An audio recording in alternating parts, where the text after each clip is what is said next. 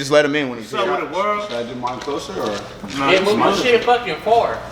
Alright, we're going live. I'm So trying to the only goal of my podcast is literally the only goal of my podcast is literally I'm trying to get so I'm in here, y'all hear my voice, but I want them to mainly be seen. Only goal of my podcast is to add value.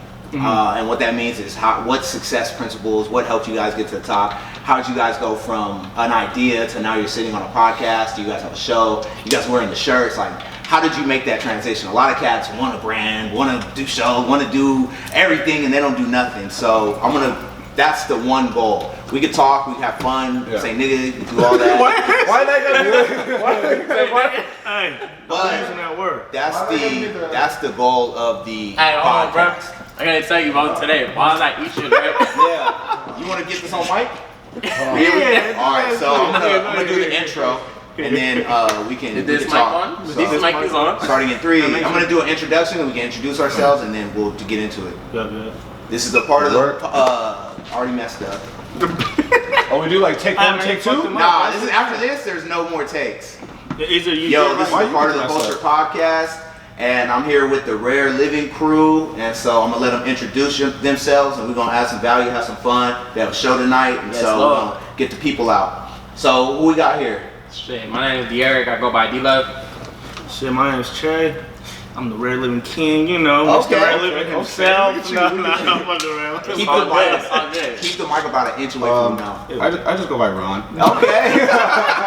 But you know, everybody know me, King Daddy out here, so you know. Watch out, Twitter fingers. Man, Oh, yeah, I'm you text me on Twitter, Look, go crazy. You might just. Lying on Twitter. The cap on this app.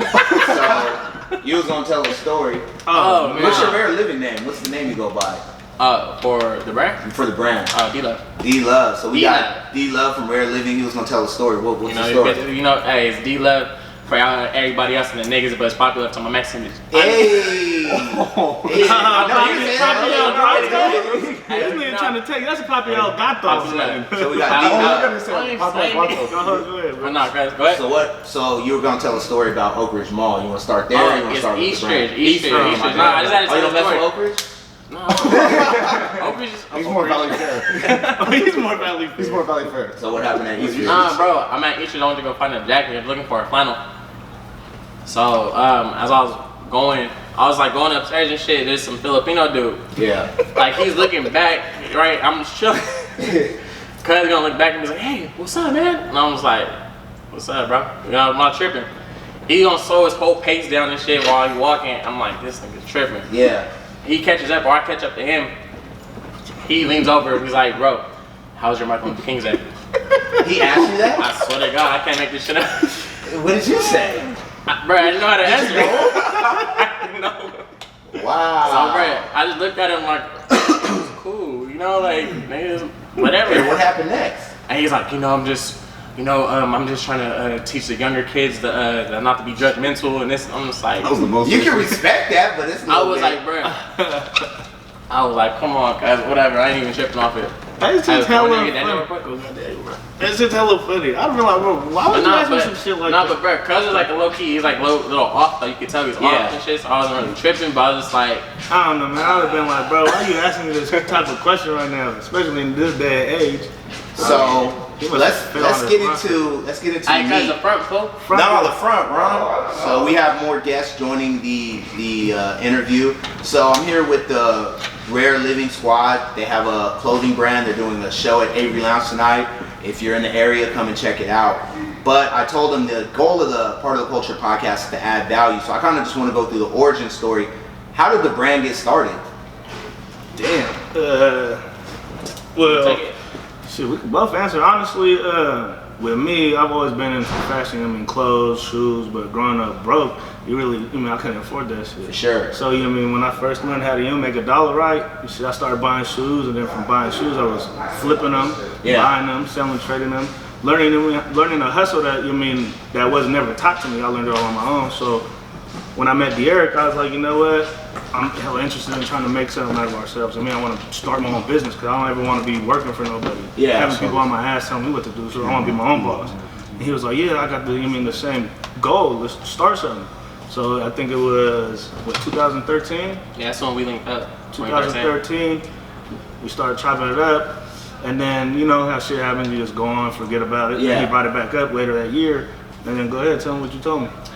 Nah, I mean, that's a big part of the story. But another part of the story is like, cause me and Daniel, everybody, Daniel in here, you gotta look in the camera and shit. What's going on, D? Introduce yourself, player. Daniel, last name Campu. Keep it like about an inch away from your mouth. Right here. You're gonna be right here. Been doing this for what? Been almost 9 years. Yeah, Wow. I think Damn, is that long? I was born to do this. So You fit right in. yeah, wearing your own clothes, it just feels good. Just to go in your closet and get to wear what you make. So I respect it. So you, D Love. I don't know how I feel. I looked him in his eyes when I said that. Hey, I don't know. It felt like a special moment right there. Y'all getting a little too close over there on that couch, though. So what is your version of the story? You guys linked up and then what happened? So, I mean, before the link up, though, me and Daniel and shit, Ron too, we all went to high school together. But me and Daniel always talked about trying to make clothes in general. So like the first bullshit we thought of was we were trying to make a brand called Raw. And it stand for Rich and Wealthy. Rich and wealthy. Yeah. But you guys were But them broke. niggas was broke. Yeah, niggas was broke. Yeah, niggas can dream, bro. Bro, we was kind of broke. It was kind of broke. You know what I'm saying? Oh, we was a little broke, but we made it happen. We wasn't getting money like we do now, but we was like trading clothes. We was selling shit. You know, selling old shoes for new shoes, That's tight. just to get some shit. So how did you come up with the rare living? So that's what That's I'm what- doing. So Mr. D-Love, good job, D-Love. So, Get the fuck out of here. nah, but all bullshit aside, back in 2013, the whole brand, we kind of didn't think about nothing else after that. That summer, we were living like really wild. Yeah. Fucking, like, Is that when Ciroc? Oh, yeah, that was Ciroc. that's when the Ciroc came out, huh? Definitely. So it was like, And Peach, Xanax. no. yeah.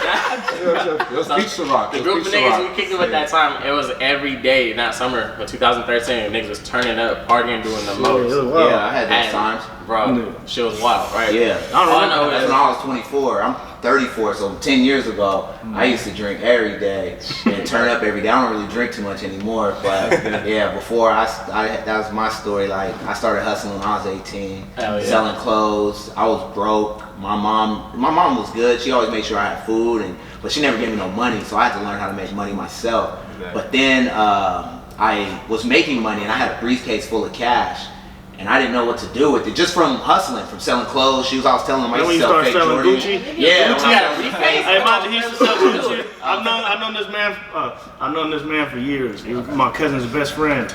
Man, but I know them. They was fly with the Fufu Gucci on though. But Yeah. hey, but you always wanted that shit.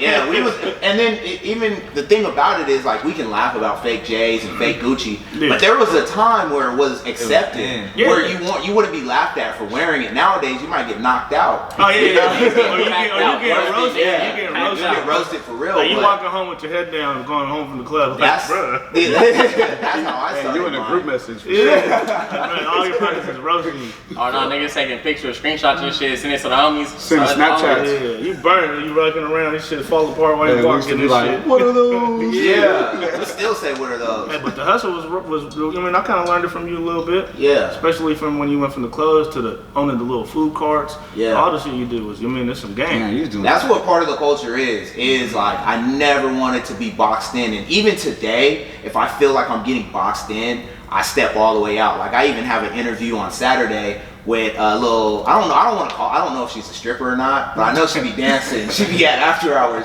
making money. You guys know Inked Up Shorty? What's the Instagram? Inked Up Shorty? I know a few. I know a few. I bet you do. I bet you do. You know, I'm very fond of a couple of strippers out there. So Are you? Name some names. I ain't gonna They talk gonna bust it about out. I'll show you some Like, pictures, yeah, bro. man. I'll show you some Snapchat Oh, old King stories Thotty. that I got. Oh yeah, I'm not a King Thotty RG. But yeah, no. Some of those names are familiar. Well, you know. since you I have the think I mic, seen her on something. so you guys started the brand. D Love made that happen. I did not make eye contact that time. But where does Ron come into the crew? You know, how did you guys get a light skinned member? Actually, I take this one. well, on my end. So on my end, I saw what they're doing, and like, I'm support regardless, even if I wasn't a part of it. But they believed in me, and really was like, if you're gonna do this, you're gonna do this. You're not gonna just do it just for, I make clothes and like get some pussy out of it. Yeah. That was the first thing. Outside. That was the first thing I remember. Like, That's the first thing he was trying to do. Shit. I was gonna get pussy. Yeah, alright. I don't get pussy no more, but you know what I'm saying. But that's what it was. And then they all had what was the thing you guys said? You guys said like I have like a value of like, say like, me, I'm out about, all out in the club, so I do know. Shit, so I talk to people. I'm very like outgoing, and like I like just meet new people, and like that helps expand the brand as well. For so sure. that like even like I'm talking to strangers, I'm making sure people have a good night. We vibing, and then come up conversation. Oh, I'm wearing the brand because they're making it. Yeah. And they're like, oh, what's that? Boom. Customer. I just get customer, or I'll follow me on IG. Here's IG. Speaking of that, make sure y'all go cop something. Make sure you guys go and buy something ASAP. They find, so we could just take how do they find Rare Living? I know you guys have a bunch of Instagrams. What's the best way to get in contact? We'll do a lot more of this at the end, but just what's the fastest way? Honestly, just hit us on Instagram is the fastest way. It's easier than email, but if you just want to go straight to the source, go to rarelivinglife.co and you get everything. Remember, with us though, what differentiates us from any other brand is when we drop something, we only drop it once. Yeah. We might, if you're lucky, do like a little restock maybe for the people that didn't get their size or hitting us up about it. As long as it's, a good amount of people will probably restock it. But other than that, like our whole time we've been doing this, we've never dropped the same thing more than once. That's how you got to do it. So I kind of want to talk about what transitions have you guys seen from 2013 to fast forward. I'm just gonna give you guys the mic for a little bit. What's the good, the bad, and the ugly over the last couple of years in the brand? Maybe let me ask it in a better question. What is something that it's 2020 now? What is something you guys? I'll let pass the mic around. What is something you would have told your younger selves right now? To do or not to do. Honestly, what I told my younger self, man, stop tripping off hanging out and doing all this fun shit. That shit come later in life, and stay consistent. Consistency is what the fuck killed us. That's a big one. We were always up and down like a roller coaster. Right now, from 2019 and hopefully till whenever infinity. Until it's it ain't gonna stop. But so Yeah. So until whenever, we just stay consistent. That's what we've been doing lately, and shit, everything's been a blessing, really. I mean, shit. As for me, with this whole ups and downs shit, Nick. Yeah. What would you tell your younger self, D? Younger self, I would for sure tell younger D-Lo, I'll be like, look, cuz, get the fuck out your own way, pretty much. What does that mean? Like, I pretty much, bro, be like doing hella shit, procrastinating, like holding myself back, just doing hella other shit that I know I should do more focused. You feel me? What's one thing that you really feel held you back from being this version of yourself in 2020? Damn. Shit, stepping out the box. Nigga, white women is together. Nigga, my daddy ain't playing that. My dad Muslim and shit. He ain't play that white shit. Yeah, he believes in the honorable Elijah Muhammad. All love, we love everybody, but nah, bro. Really, I would say the number one thing is nigga stop bullshitting. That's what it really was. I be bullshitting. Procrastination. Procrastination. Yeah, worrying about everybody else. Yeah, making sure everybody was straight. That was my number one problem. Making sure everyone else was straight and not worrying about me. And that was like the number one thing that kept holding niggas back. Yeah, I have a saying like my biggest thing with my brand is add value, add value, add value, add value. That's like probably like number one thing is if you want to succeed, help others succeed. Like I could have easily came to Avery and just done a podcast by myself. But it's like, how can I put my boys on a platform? How can they have a party going tonight? How can I help promote the party? How can I help get their name out there? How can I even show them like, hey, you guys can be doing a podcast. It's a fun experience. It's not hard. They see me set it up, but add value. But to touch on that, the one thing I was meditating yesterday, I was praying yesterday, and it was like, make sure you take care of yourself first. Make sure you're good first. Health is wealth. Health is wealth. All the way around. So, what about you, Ron? What's one thing you would have told the younger version of yourself? I definitely would have told myself, stay consistent don't procrastinate, and use my platform, which D-Love tells me all the time. And they always told me, like, use your platform, apply yourself. Yeah. And It was more like this. You don't use your motherfucking platform, nigga. yeah, it was just like If you that. don't stop And, being a pussy, bro. and it was more like that, and it was just like like I said, use my platform and apply myself. And one thing I think I didn't really believe in myself, or just like push the issue on myself as the way my friends did, you know, or my family did. You know what I'm saying? Like, so that's What's stopping you from believing in yourself? just a lot of just like setting. I think not believe. I wouldn't say Penis believe. size? I think so. I bet the first time, it might be a shrimp, bro. It might be a shrimp or something, bro. No. You ever seen that meme, bro? When the girls like pull the pants down and it's still a shrimp, bro? Well, that's him full blown hard, bro. No. It's cool because I shaved, so I got a few inches. So, I see you that. know, it's cool. I've been there. Senior years. I gave But what really was holding you back? What was, I'll just say like self-belief. I was just didn't believe myself. I don't know. It was just like I said, they always told me like you like do it. Like what are you doing this? It was just me, myself, stopping myself. I feel like we come from like I don't know how old you guys are, but we come from an era where like fools weren't starting clothing brands. Fools weren't doing stickers. Fools weren't doing drops. Fools, it was like Nike, Adidas, you know, Big brands. Fila, big brands. There was not this small brand thing. So for you 3 to for 25. for you to Pro Club, for you to do your own brand was unheard of. Now it's more accepted but back in the day you were kind of out there on your own. Or if you did see someone doing a brand, they would do one shirt, give up. Like you said, they weren't consistent. One thing that has always separated me is like I've stayed consistent over the years. I think I fell off just how you guys were talking. The only time I ever fell off was when I started bartending when I was 22, really. And I never drank before that. And then I got a taste of that nightlife. I went crazy. Like real life. I had an apartment downtown Campbell. And I bartended at Cardiff. So it was a 5-minute walk to my house. So I was blowing big backs out. I was not worried about no kind of shirt deals or nothing. But then when I was 24, 25, I was like, I need to get back to my roots. And then maybe like the last 2 or 3 years, I was just like, you guys hit it on the head, like use your platform.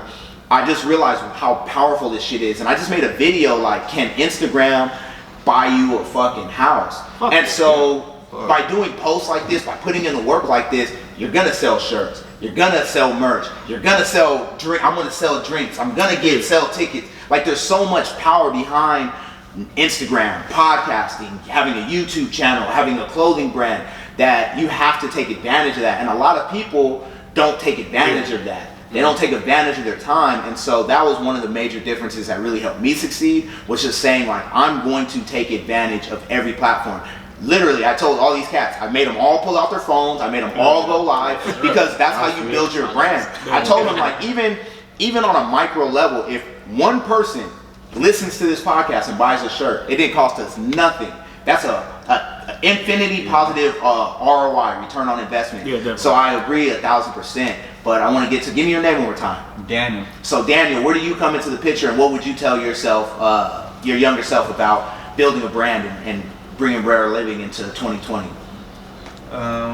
Where I come in the picture, well, me and Diva started this back in high school. It was more like our sophomore year. Seeing each other, just thinking about it, like it'd be cool if we got a clothing line or whatever. And that was that. We rock each other's Jordans and stuff like that. And then more towards junior, senior year is when we're like, we could do this. But I think it all started like that senior year. We was like, we could do this. We started putting designs on shirts, and then we finally made our shirts. And then what would I tell my younger self is same thing with like everyone else. Procrastination is killer, and just being consistent. Because once you're consistent, you can't lose.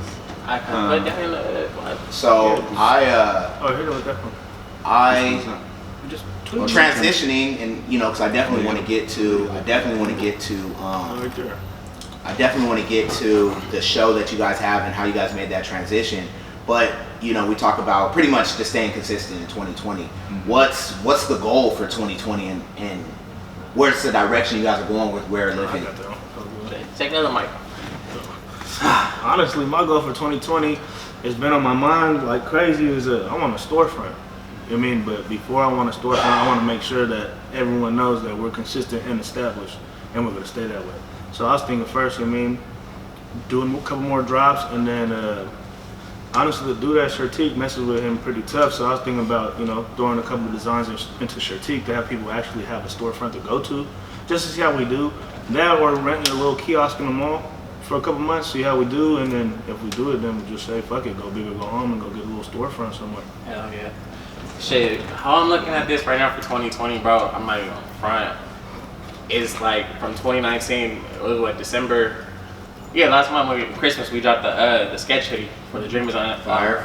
Underachievers. Fire. Yeah. For the Dreamers and Underachievers, yeah. But look, so pretty much right now, all it is, we straight on the incline, bro, just to the top. That's no looking back, no slowing down, no stopping. Whether if anybody can't make it to something or anything like that, bro, we picking up the slack. Like, niggas is not falling off That's at all. another one. At all, ever again. Like, there's no point. Really though, bro, because right now, we tapping in with Jubo. I don't know if you heard of Jubo, the fucking one out here. Nuh-uh. Shout out Jubo. So shout out to us, the man, bro. Yeah. So we tapping in with him in a real major way and shit. Like the real big goal right now. I had a meeting with him last night. We're trying to, because right now we feel that San Jose, you know, they don't have that staple of the brand no more. Because Breezy kind of like, you know, Yeah. Kind of fell off a little bit. You know, Yeah. they're not as what they used to be when niggas was in high school. Yeah, it was big. So right now we're living. We got, you know, the streets low key popping. Jubo got shit low key popping. So it's like we trying to come together. And I get this shit wrong, like how they had Japantown cracking off. You know how it was Kukui, Breezy, they did all that shit. So really, we're trying to be the next fucking staple of the fucking San Jose, and that's really the number one goal right now. Facts. You have anything to add, D, to the mission of 2020? What you see? Well, just in the past, before it was us four, sort of like in the mid, like, when was it? Like 2015, I think. Yeah, there was like 8 of us on the team. Bruh. Yeah. And that was probably one of the biggest things that held us back because it's 4, it's already hard. But when we had 8, there was like 8 different minds working. Everybody had their own ideas, and nobody clicked. Really, clashing it was clashing all the time. But that really helped us because once that kind of like fell off, and it was back to the 3, back to the 4. Now it's like we're all one. Like we're all one person, one unity, and we know what our goal is. For sure. What about you, Ron? What you see for 2020? Shit, us buying a house. No, Checks. you know, we need more checks. You know, we're just trying to like we're not even like, to be honest, it's not even the money. It's just like the joy. Yeah. And I see it. You know, I see it in, like I said, my brother's faces. Like when we drop something, it's fuego. And Yeah. and I love, you know. So for 2020, I mean, there is no taking L's. We took enough of those. Yeah. We are gonna be consistent. We're gonna get wins, straight dubs out here, and just make it to the top. That's all it is. For sure.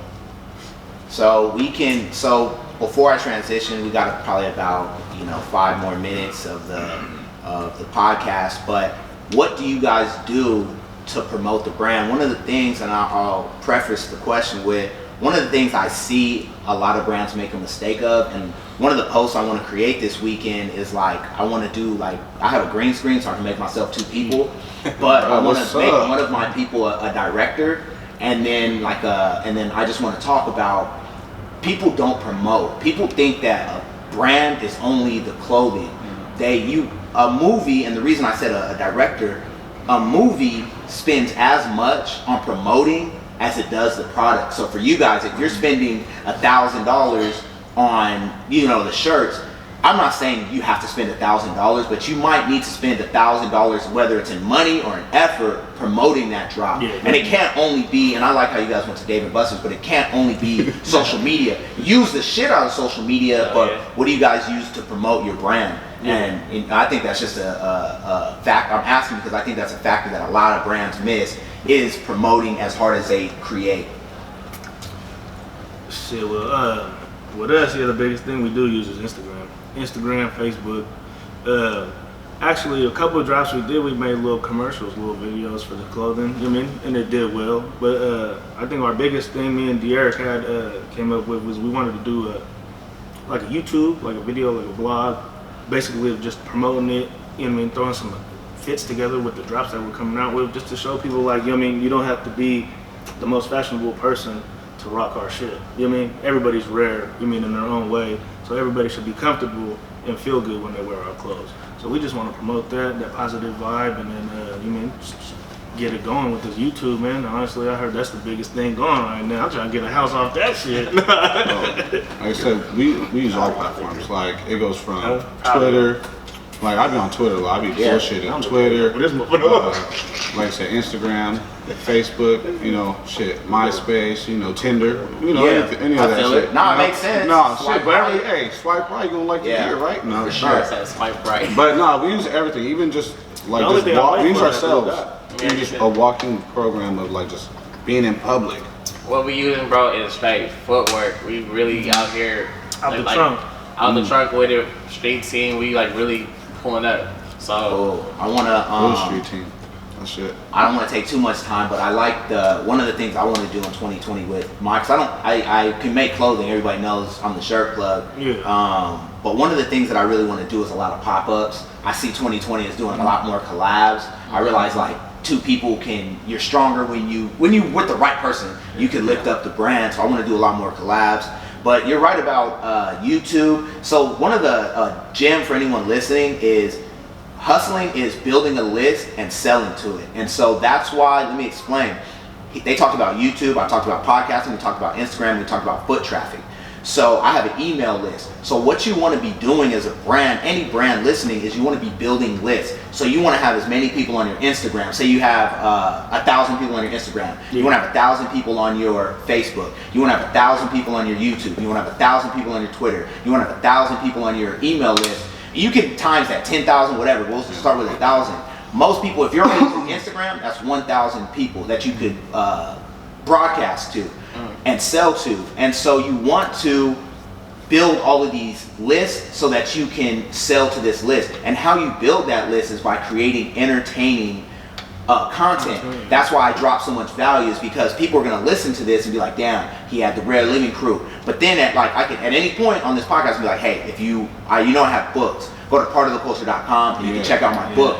Now everyone on all of these feeds has just heard that I have a book, and if I get one person to buy that book, it's from me building my list and selling to it. So it's in promoting, it's what you do, and how you build that list is by adding value. So with what you said something I really like. One of the things that you guys can do is not just sell clothes, but you guys can show people, like you could have a segment where it's like fashion by Che, where you say like, hey, this, and you already know you guys do that, match with shoes, but even have like a whole thing, like this is how I pick the colors. Like sometimes colors don't even have to fully match. That's Right here. But the last thing I do want to get into is this show. How did you guys go from a clothing brand to now you're getting into the shows? Go ahead, mister. Alright, shit. Well, I mean, to keep it all on the way, honey, I always want to do get us like transition from doing just only clothes to doing events as well. Mind you, man, Rare Living's supposed to be one umbrella, so we want to do everything. What's everything? Everything. Sell dogs, Every sell real clothes, cartoon sell food, sell make parties. You know what I mean? We actually Underwear. we had not a lot of people probably know, because this is when we was, you know what I mean, being young and dumb, but we did throw a party before. Actually threw our own shit. You know what I mean? It just turned out bad, but but hey, we that tried. shit was like a Wild Wild West. Yeah, it don't need to be even spoken about, but it's, a lot of dumb shit happened, but it's like, we tried, but we always had this on our mind that we want to make everything pop. Like we want to get into everything. You feel me?